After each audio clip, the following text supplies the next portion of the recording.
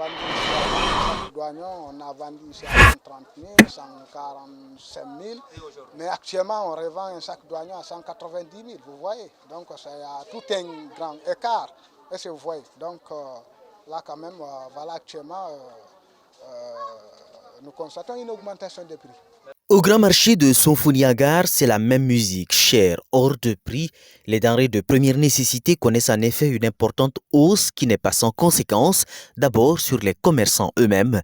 À l'image de Marie Collier, la soixantaine proche, impossible de joindre les deux bouts pour cette maman, soutien de famille. À l'heure là, ça ne va pas, c'est les femmes. Et regardez, tout ça là. Vous voyez tout ça là, c'est pour moi. Mais je passe toute la journée ici sans gagner 100 000. Il n'y a pas d'achat. Donc il y a quoi? Dites à Doumbouya de nous aider. Quand tu passes ici, tu passes la journée ici comme ça là, tu gagnes 100 000, 150 000. Tes enfants seront bien. Ton mari sera bien. Mais quand tu passes toutes les marchandises là, c'est pour moi seul. Mais il n'y a rien. Je ne gagne rien. Parce que quand tu es comme ça dans le pays, tu es à l'aise. Quand c'est comme ça, on n'est pas à l'aise. Les femmes n'ont pas à l'aise. Des femmes pas à l'aise sans doute, et aujourd'hui, il est toujours question de trouver les raisons de la hausse des prix sur le marché qui fait autant de malheureux. Et là, pas besoin de creuser longtemps, les raisons semblent évidentes. Oui, là c'est une évidence. Actuellement, bon, du point de vue la sûreté du prix, quand même là c'est une évidence. Mais ce qu'on constate ici, bon, le prix, surtout à l'approche de ce mois de Ramadan, parce qu'avant ce n'était pas comme ça, quand même le prix avant était quand même abordable, mais maintenant là, avec disons l'arrivée du mois de Ramadan, on voit disons ici disons l'augmentation disons de prix d'arrêt de première nécessité. Et donc en quelque sorte cette augmentation-là ne peut pas, disons, n'est pas du tout avantageuse pour, disons, les citoyens ou les paisibles citoyens. Donc là, quand même, nous, quand même, on souhaiterait à ce qu'il y ait, disons, une diminution des prix des denrées alimentaires.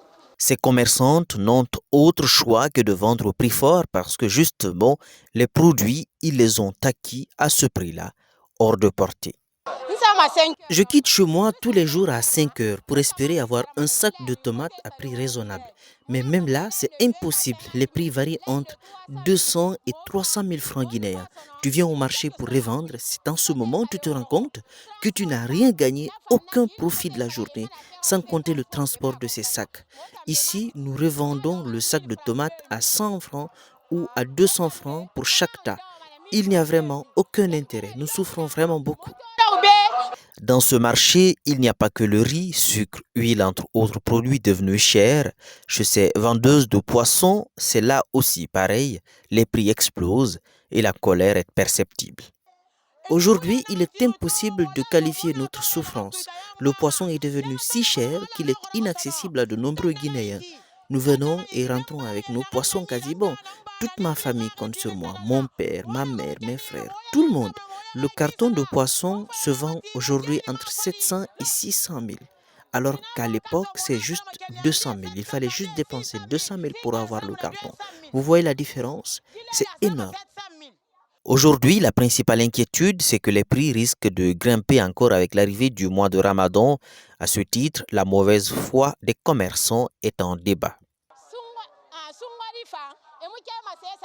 Les commerçants attendent toujours l'arrivée du mois de Ramadan pour augmenter les prix, tu vois. C'est vraiment très compliqué. Maintenant, avec l'arrivée du mois du Ramadan, les prix d'un denrée se discutent entre 1 500 000, 300 000 par moment. Et ça, c'est vraiment pour le plus petit prix.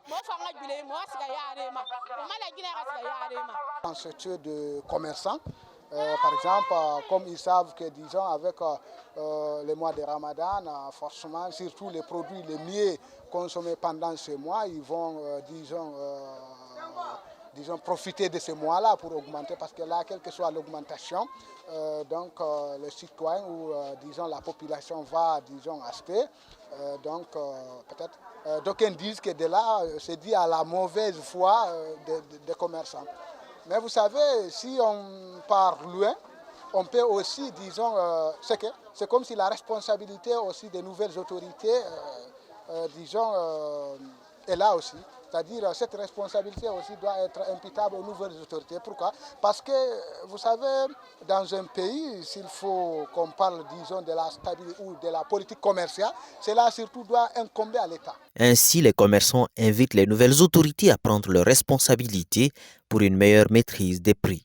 Donc là, c'est aux nouvelles autorités de prendre des mesures pour que, qu'il y ait, disons, une diminution des prix des denrées alimentaires. En quoi faisant?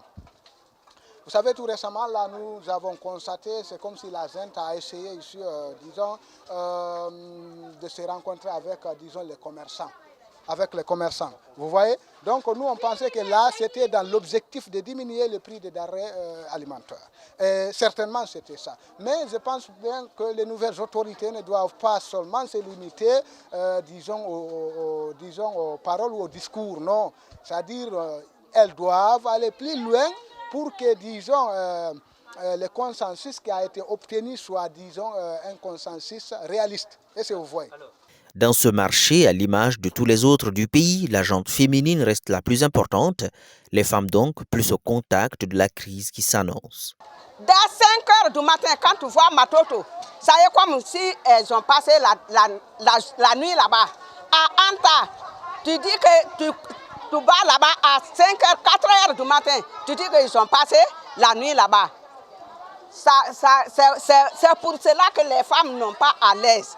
Il faut lui dire de nous aider. Nos enfants n'ont pas de travail. Moi, j'ai un seul garçon. Il a fini de faire l'étude, mais il ne travaille pas. Toujours ces problèmes d'argent, ça revient sur moi. Mais quand je passe la journée au marché, je ne gagne rien. Il n'y a pas d'achat. Ça sera bon. Sans doute, ce sera difficile pour tout le monde à rappeler que ces derniers jours, la junte a entamé des concertations avec les opérateurs économiques pour voir comment ramener les prix à un niveau acceptable. Reste à savoir si cela suffira pour régler définitivement le problème.